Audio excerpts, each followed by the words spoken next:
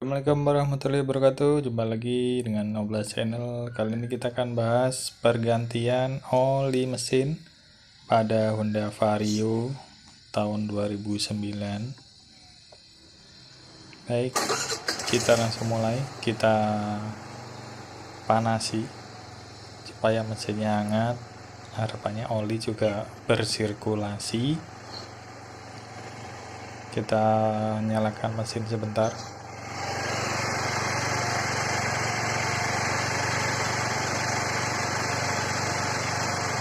Nanti setelah mesin sudah hangat, setelah dipanasi, mesin bersirkulasi, harapannya oli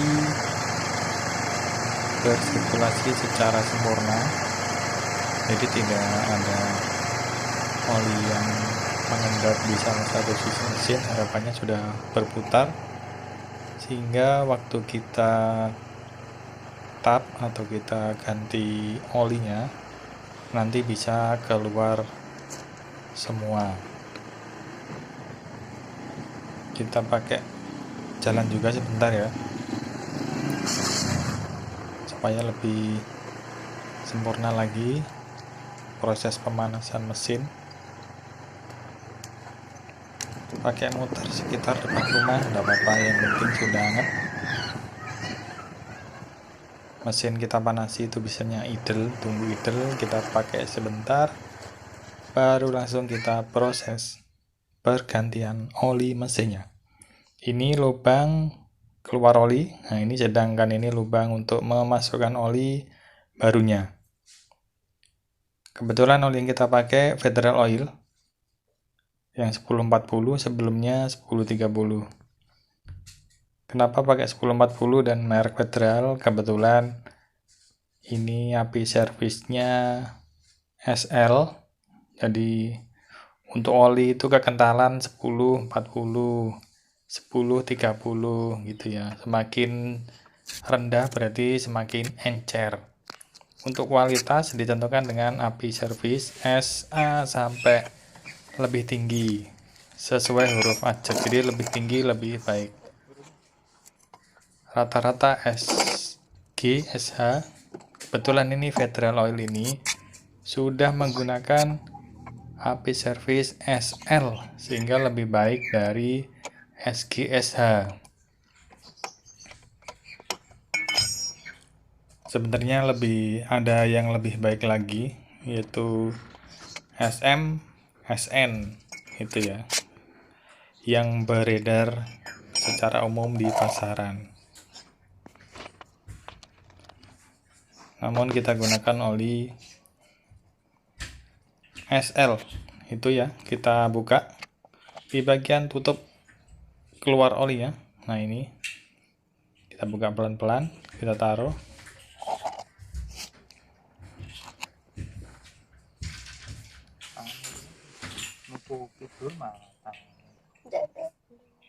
Kita keluarkan semaksimal mungkin, diupayakan semaksimal mungkin oli bekas atau oli yang sudah kita pakai kita keluarkan. Nah, itu sudah keluar, baru kita tempat untuk masukkan olinya kita buka supaya ada sirkulasi udara, jadi tidak menghambat keluarnya oli. Ini oli yang baru kita buka.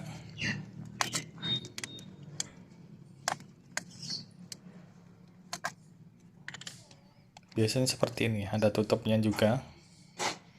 Kita buka dengan obeng min kecil untuk memudahkan membuka tutup oli yang di dalam. Nah, oli tidak usah kita semprot dengan menggunakan kompresor, karena di rumah dan sebenarnya untuk kompresor itu tidak baik ya, karena menimbulkan uap air, karena udara itu kan H2O, jadi di rumusnya juga bisa menghasilkan air.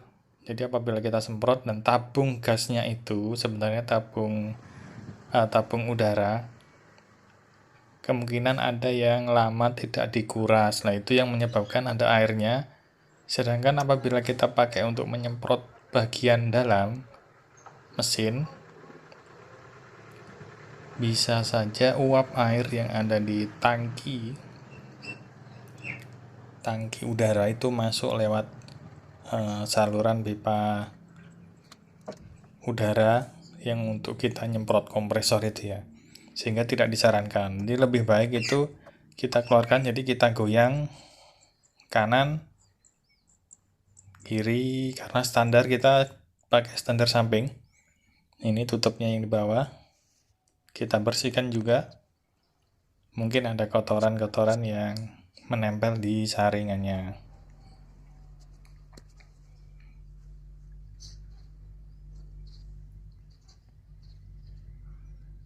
Kita bersihkan juga tutupnya, karena di dalam itu pasti ada sisa-sisa oli yang ditutupnya. Ini ya. Ini olinya masih 1600 km, sehingga masih agak sebenarnya masih lumayan ya jernih.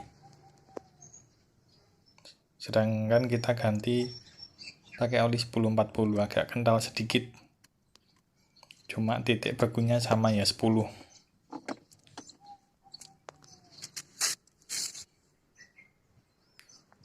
Kebetulan kemarin juga sudah sekali baru overseas, karena ada sedikit ngebul ya.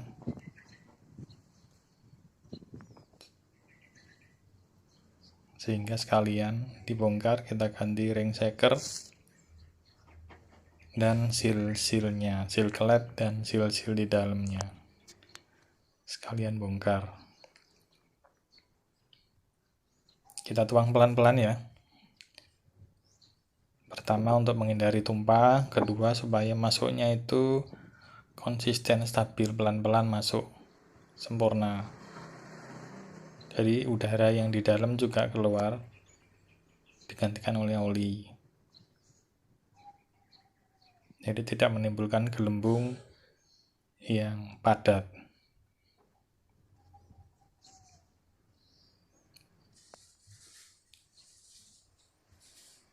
Jangan lupa dikencangkan dulu ya, yang bagian tutup keluar sebelum diisi oli dari bagian luar. Kita tuang semua karena sudah ukurannya, ini oli yang 800 ml, sehingga pas untuk ukuran sepeda motor bebek dan matic.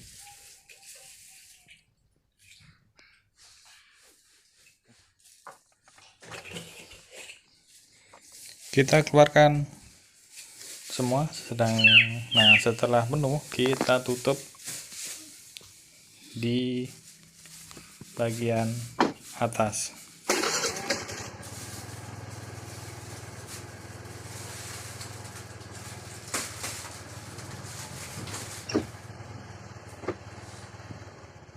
Nah, setelah ditutup semua, kita coba nyala, dipakai jalan.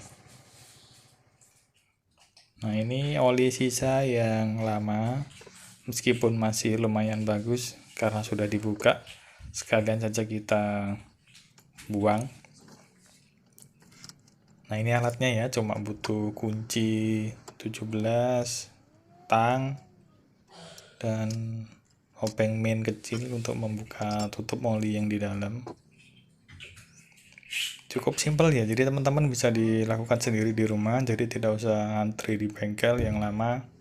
Untuk olinya mungkin di awal bulan atau setelah mungkin kita ada uang, kita belikan oli, kita taruh dulu, jadi sewaktu-waktu sudah pada waktunya kita tinggal ganti sendiri di rumah.